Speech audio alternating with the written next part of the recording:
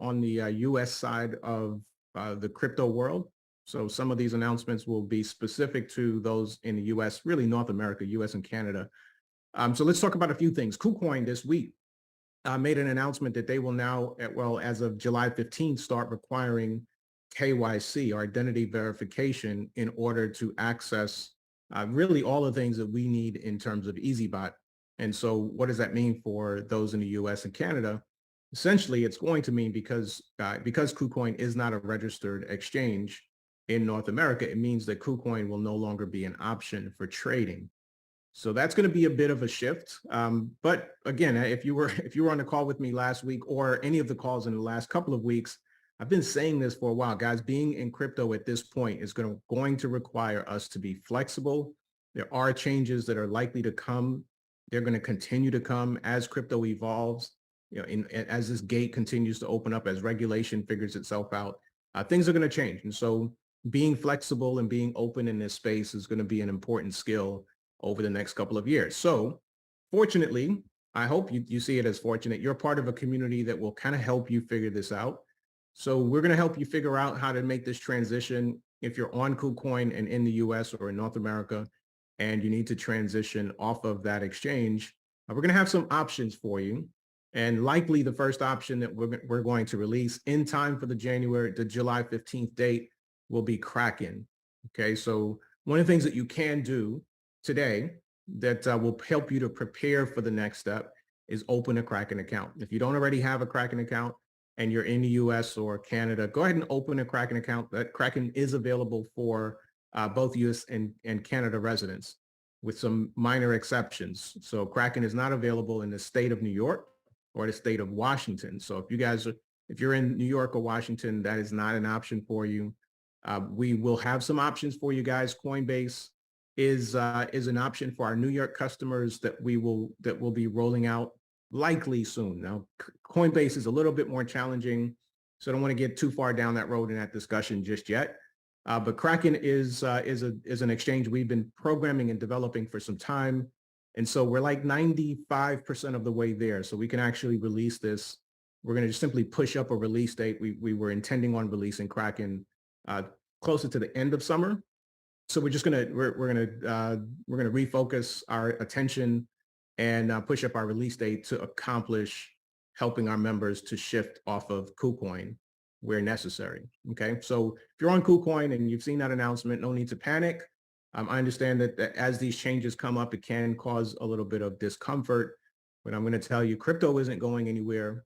EazyBot isn't going anywhere. And so we'll work through it together.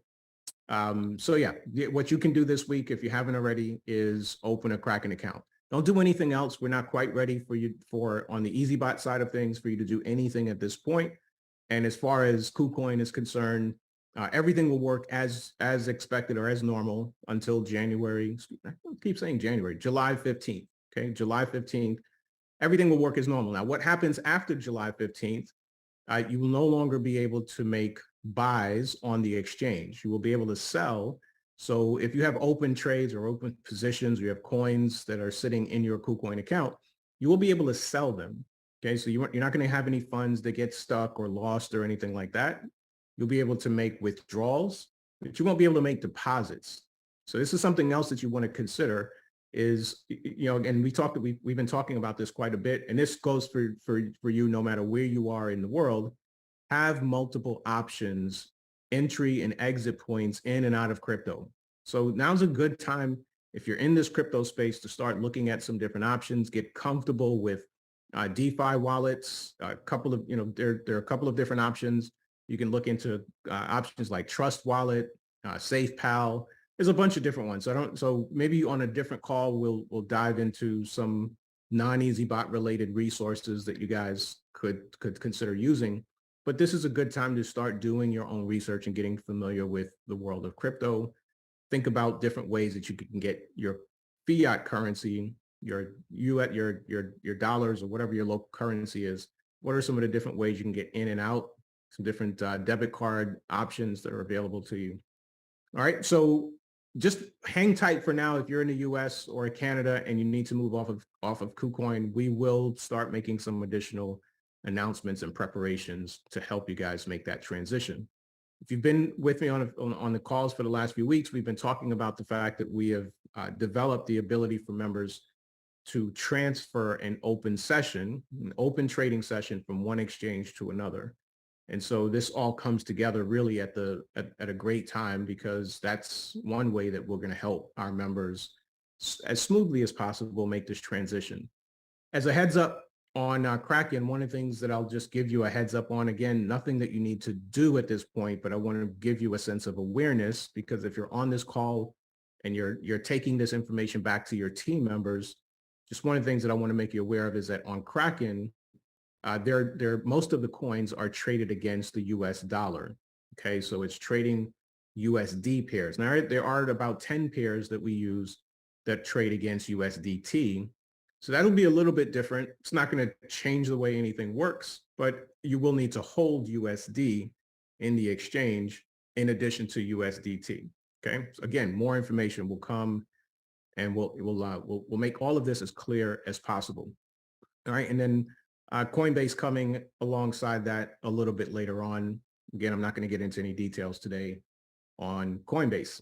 Now, one of the things I want to say in regards to just kind of the developments, these conversations started with the attacks against Binance US. I say attacks because on last week's call, I shared the document from the SEC and the judge in the case where in the U.S. Securities and Exchange Commission brought a case against Binance US and essentially accused them of funneling funds offshore. And in the case, it's really interesting, and you could see the transcript from the case. The judge asked them a bunch of times if they have any proof of this. Essentially, I'm kind of paraphrasing the conversation, but essentially the judge asked them, do you have any documentation or proof that this is happening? And after kind of bouncing around the question, the attorneys for the SEC essentially said, no, we don't. And so they're being proactive, so to speak, against what they think could be happening or what might happen. But they brought this case and asked to freeze the funds of this exchange, asked to freeze Binance US's funds, because they suspected the possibility that they might want to, at some point in the future, do something nefarious. And so essentially the judge he didn't throw out the case, but threw out the request for the freezing of capital. However, most people haven't kept up with the news stories. Most of us see headlines and we kind of respond to headlines, especially in crypto. And so the headlines do a lot of damage. You see the headlines of, SEC cracking down on Binance US. And so that has created a ripple effect in Binance US where it affected trading volumes. So we've been having this conversation about pivots and things that are happening in the crypto world, particularly in the North America side of things and the US side of things, for at least a month now. So it's an interesting period, but all growth and evolution goes through these periods. So hang in there with us. We'll help take you through it as much as possible. On the other side of that, one of the things that I want to encourage everybody on the call, particularly those who are in the US and in Canada.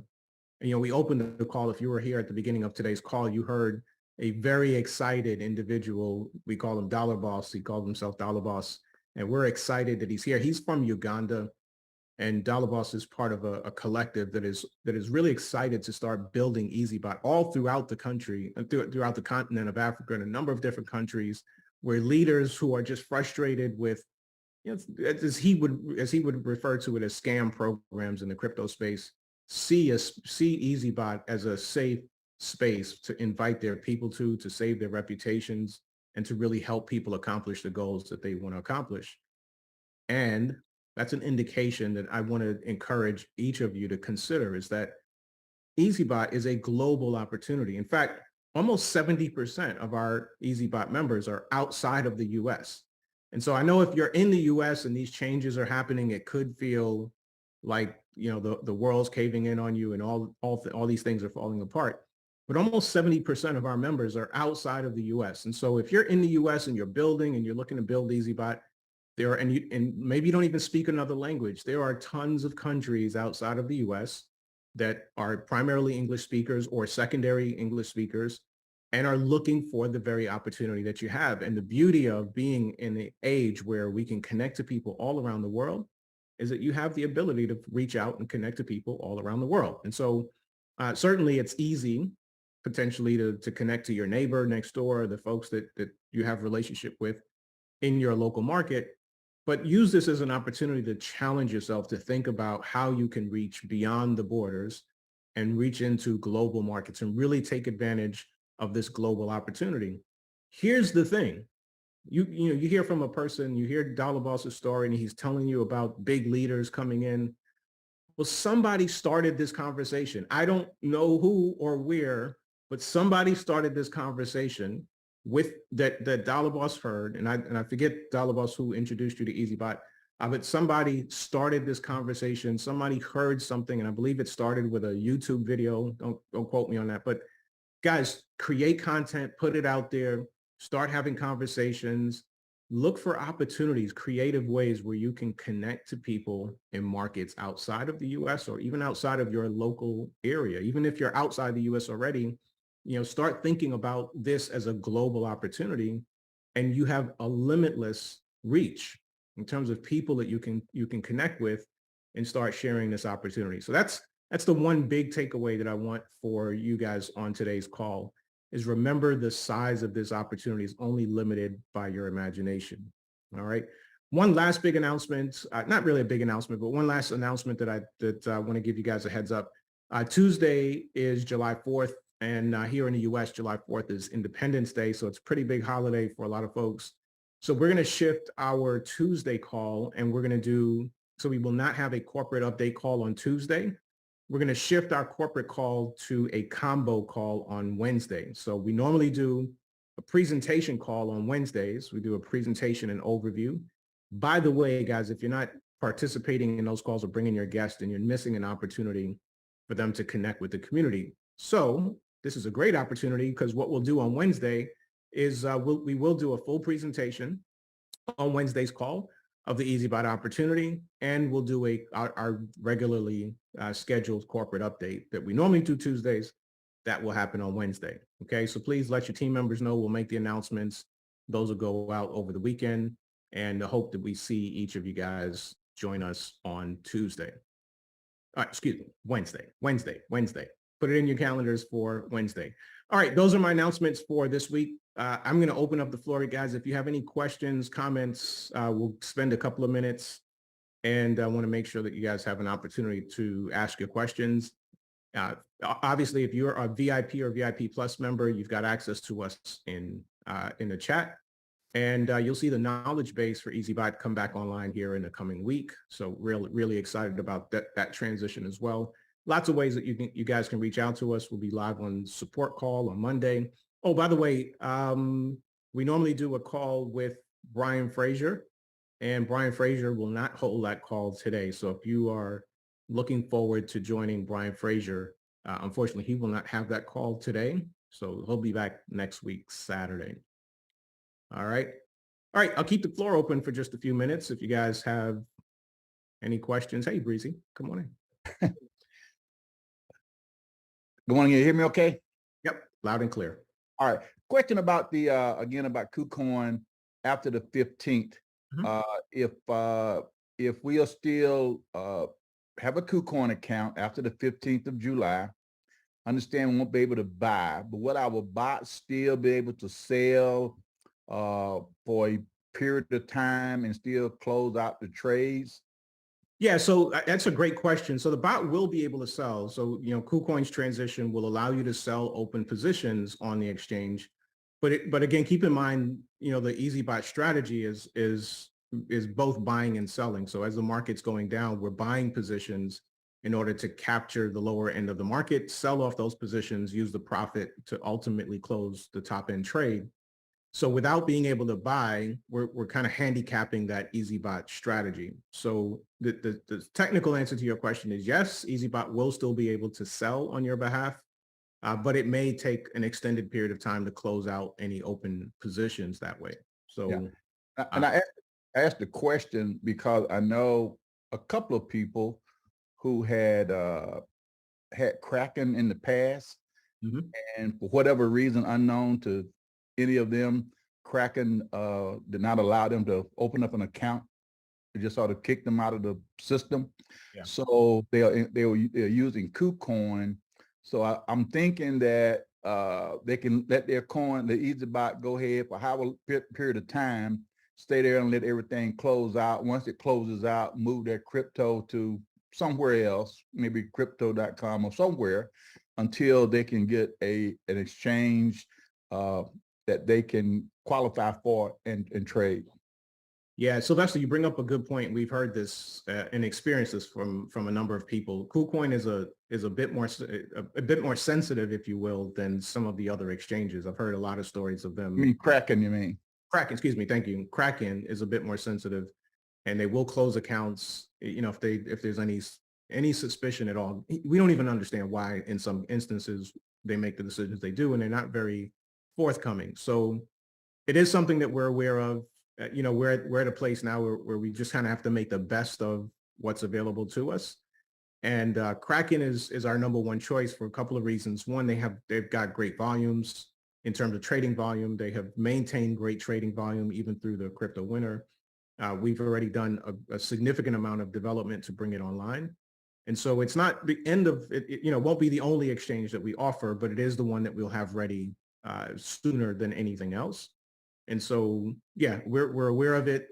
And so Coinbase will come shortly behind it. Hopefully that's a great solution for some of the folks that may run into some challenges with Kraken. And just a follow-up question for those that are still on Binance.us and have not sent their or transferred over to Kraken, what's your thoughts on letting them stay with Binance.us until, I mean, how long do you think that we could still trade on that platform? Yeah, that's a great question too. So Binance US isn't going anywhere. The issue for us, if you call it an issue, the challenge with Binance US was really with trading volumes. So if somebody's on Binance US, there's really no reason to necessarily leave Binance US, even if we're going to do our trading somewhere else. I wouldn't close that account and get rid of it. What we've done in terms of bringing Binance US back online is we've changed the strategy. So we increased our take profit ratio from 1.5% to 5%. And so that's minimizing the opportunity for slippage turning into a negative trade. What that means to the average user, if I could, what that actually translates to is just slower momentum in terms of trading activity, right? So we're just in plain speak, we're going to get to 1.5% profit before we get to 5%, which means if, you know, at 1.5%, we're seeing more volume of trading activity. So we're slowing things down on Binance US to offset some of the volume. So to your question, no need to necessarily leave, particularly if Kraken is a challenge for that user. Let's keep them on Binance US for now and keep the trading going. It's working just fine. We are still seeing some slippage, but nowhere near what we saw at about a month ago at the beginning of June. So it's still a great solution. Binance US isn't closing down or going anywhere or kicking anybody off. So yeah, let's keep them there. And one last question had to do with some of the trading pairs. Though I noticed that all the trading pairs are now trading on Binance.us, but I have not seen any activity on a couple of coins, and particularly Matic. I just want to make sure that that's not anything that's been suspended. It's just a matter of the market. Which one? Yeah, so more than like, so it's one of two reasons. We actually haven't brought 100% of users or bots back online. So we've been bringing them back online slowly over the last week. I think we're almost at 100%, but we're not quite there yet. So some of it could simply be that we've been stair stepping our way into bringing all the bots back online so that we could really identify the percentage of slippage and negative trades that we were dealing with. Just to give you an idea, if I could be, I'll jump in and give you guys an idea of kind of what we're seeing in terms of trading performance. So yesterday, on the 30th of June, we took and this is 100% of these negative trades are Binance US. So we have 45 negative trades for a total of a loss of $7.01. June 29th, we have 14 negative trades for a total of $7.23. And in comparison, we had profitable trades. We had 16,562 trades for a profit of $6,781. On the 28th, we saw 18 negative trades, $11.89. On the 27th, 34 negative trades for $6.55. So not huge losses and not massive numbers. When this first started appearing in the at the beginning of June, we were seeing hundreds of negative trades. We saw this over a couple of days before we took action. So we're happy. It's still higher than our typical number of negative trades per day, but we're willing to deal with some of the, it's a relatively small number by comparison.